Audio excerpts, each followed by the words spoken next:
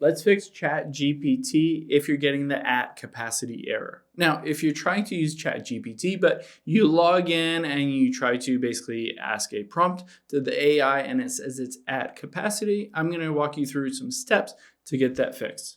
So you might see something like this. ChatGPT is at capacity right now. Get notified when we're back up and running.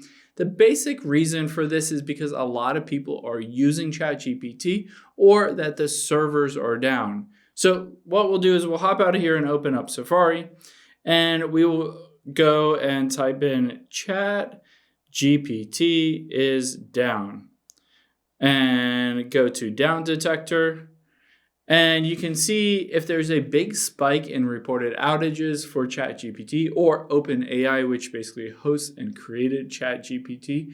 This is the reason. You'll just have to wait until the servers are back up and running until you can use it. But if there's not a big spike in reported outages, then all you have to do is go here and you can just hit that reload or refresh page. Just keep hitting it 5-10 different times and you should get to a point where it should let you in. It could be throttling who it lets in, basically because too many people are trying to access it at once.